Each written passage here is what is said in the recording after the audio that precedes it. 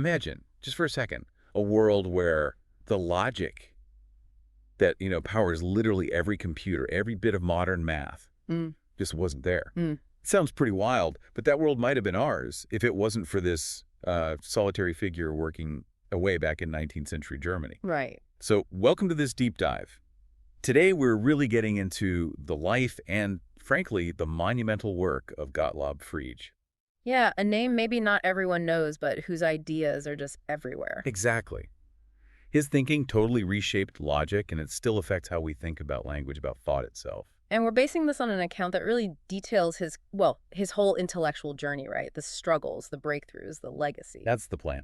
Yeah. Our goal today is to really get a handle on just how significant Frege's work was, even though it seems maybe a bit abstract. And why his story, sticking with it despite all the indifference, why that still matters today. Yeah, hopefully by the end, you'll have maybe a fresh angle on what innovation looks like and just how powerful these foundational ideas can be. It's interesting. The account kicks off by sort of painting him as this lonely architect of logic. I like that phrase. Me too. I mean, think about it, that the world's changing massively around him. 19th century Germany, politics, industry. Right, big stuff happening. But his focus, it's laser sharp on, the absolute basics of how we reason, mathematics, Yeah. language. So deep.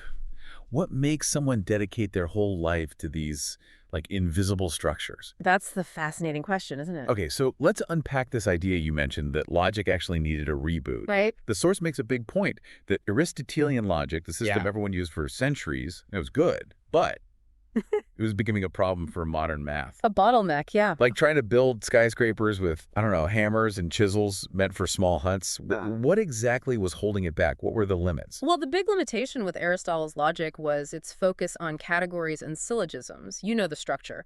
All A or B, C is A, therefore C is B. Yeah, pretty standard stuff. And useful for certain arguments, but it just didn't have the horsepower, the precision for the complex relationships in higher math, especially quantity. Quantity, like how many things? Exactly. Things like for all numbers, or there exists at least one number such that Aristotle's logic couldn't really capture that effectively. Oh, okay. So Frege basically invented a whole new language, symbolic language. His Begriffsschrift, the concept script from 1879. The Griffschrift. And this is what we now call predicate logic. It introduced variables, crucially, that could be quantified, the for all x, and there exists an x I mentioned. So that's where that comes from. That's Frege. And it allowed for digging into the internal structure of sentences in a way that just wasn't possible before. It was like jumping from basic arithmetic to algebra and calculus all at once. Wow, so a massive leap in analytical power. Totally. A whole new world opened up. So this Begriffsschrift, it wasn't just tweaking things, it was a complete overhaul. A brand new, super precise toolkit for mathematicians. Exactly. Like a master craftsman forging completely new tools, as you said. But then the source says the reaction to this, Yeah. this incredible breakthrough, was basically silence, indifference. People were confused. Yeah. It's kind of stunning, isn't it? It seems unbelievable. But it really highlights something we see again and again with, major intellectual shifts. That happens all the time. Truly revolutionary ideas, they often have a tough time getting accepted. They challenge how people think. They demand a whole new perspective. So people just saw weird symbols, too formal. Probably something like that. It likely seemed obscure, unnecessarily complicated compared to what the philosophical and mathematical communities were used to. It just goes to show how hard it is for genuinely new ideas to get traction, especially when they require real effort to understand and mean leaving behind familiar ways. Makes you wonder, doesn't it? How much progress gets stalled just because something looks too different at first glance. It's a really sobering thought, yeah. Which makes Frege's next big project even more amazing, really, this logicist project. Oh, yes. He hits this wall of indifference, and then he decides to try and derive all of arithmetic purely from logic. I know. Talk about ambition. The source calls it a quest like exploring the stars. Can you give us a sense of just how huge this was? Oh, absolutely huge. The logicist project was I mean, nothing less than trying to find the ultimate logical foundation for all of mathematics, starting with arithmetic, which seems simple, but But isn't underneath. right. Frege genuinely believed numbers, mathematical truths, they weren't just things we observe or invent. He thought they were woven into the very fabric of logic itself. So he's trying to trace everything back to pure logic. Exactly. Imagine trying to follow a giant river system all the way back to find the single source spring. That was Frege's goal, essentially. Wow. And his huge work, the Grundgesetze Arithmetic, the basic laws of arithmetic, that was his incredibly detailed map for this journey, laying out step-by-step logical proofs for the foundations of numbers. Okay, so years of meticulous work building this enormous logical structure. And then disaster strikes. Russell's paradox. Ugh.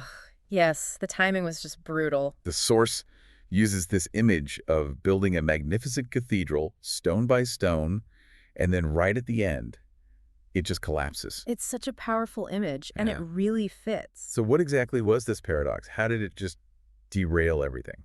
Well, Russell's paradox, put simply, it uncovered a fundamental contradiction hidden deep within Frege's system.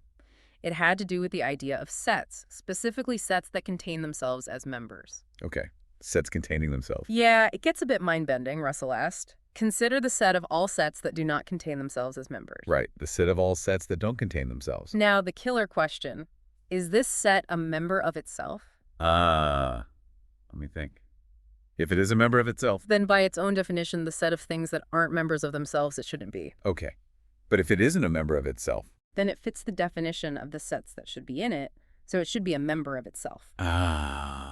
So it's a contradiction either way. Exactly. Heads I win, tails you lose. It created this unavoidable logical inconsistency, like finding a crack right down the main pillar of that cathedral. Right at the foundation he'd so carefully built. It's incredible, really, how such an abstract, logical puzzle could just shatter a lifetime's work. It truly was the collapse of a dream, like the source says. And his reaction, acknowledging it in the appendix of his book. It speaks volumes, doesn't it? His intellectual honesty, even though it must have been utterly devastating. Absolutely heartbreaking, but also incredibly dignified. So the source calls this a third blow. Yeah. After the indifference and maybe other things. This life lived kind of in the shadows. Yeah, it wasn't an easy path. But despite this huge setback with the Logicist project, his ideas didn't just vanish. Some people did see how important they were. Thankfully, yes. A few key figures were crucial. Who were they? And what parts of Frege's work did they pick up on? Well, people like Giuseppe Peano, Bertrand Russell himself, ironically, and later Ludwig Wittgenstein, they were really instrumental. Okay. They recognized the incredible power and precision of his new logic, the predicate logic from the Begriffsschrift. Even if the grand project failed, that tool was indispensable. For formalizing math and for philosophy too. Definitely. Yeah. Especially for analyzing language.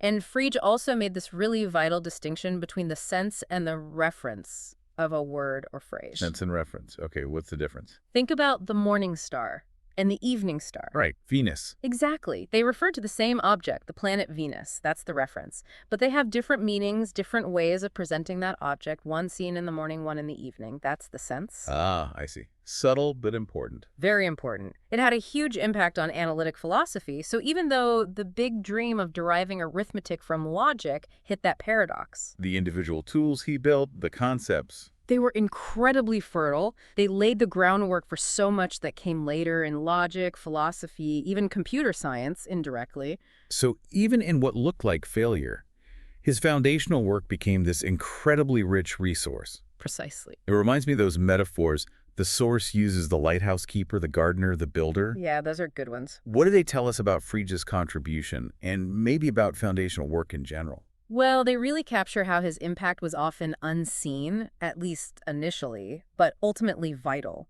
The lighthouse keeper works alone, guiding ships he might never see. Right, providing this essential service. The gardener plants seeds, trusts they'll grow, even if they don't see the full harvest immediately. Nurturing potential. And the builder lays the foundations. Hidden underground, maybe, but absolutely essential for everything built on top. It really underlines that foundational work in logic, math, science, anywhere. It often doesn't get the immediate spotlight, but it's the bedrock for future progress. Without it, the fancy stuff on top wouldn't be possible. That makes a lot of sense. Now, the account also brings up something more difficult. the later discovery of Frege's personal views, which were, well, deeply troubling.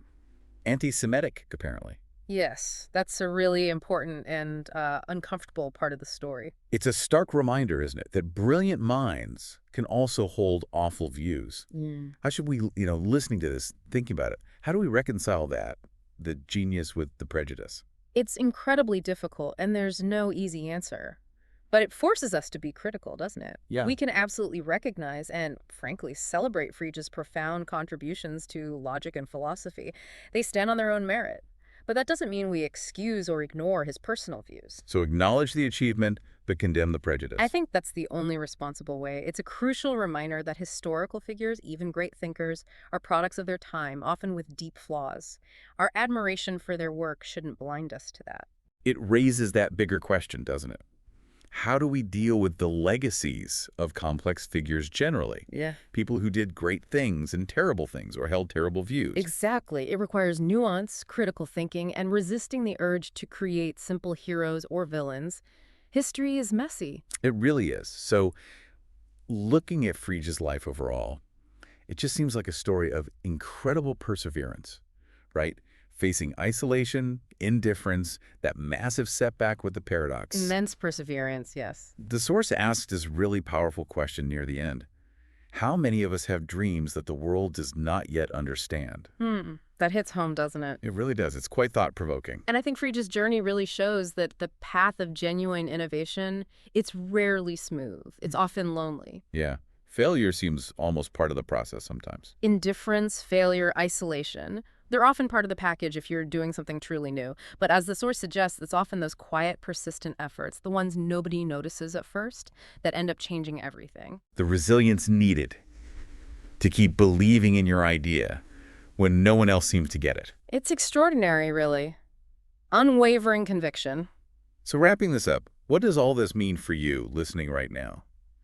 Well, we really hope this dive gave you some of those aha moments, understanding these building blocks of logic, seeing the huge impact one person's quiet work can have. Yeah, there's real value, I think, in getting to grips with these foundational concepts, even if they seem a bit abstract at first. You can almost picture him, can't you?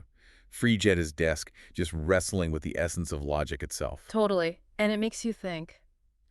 Consider the quiet revolutions maybe happening right now. The foundational work being done, maybe in obscurity. Right.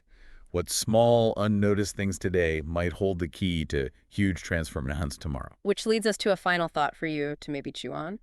Are we paying enough attention to the underlying structures, whether it's in tech, science, art, society? Are we appreciating the power of that persistent foundational thinking? The gardening, the building, the lighthouse keeping, something to consider.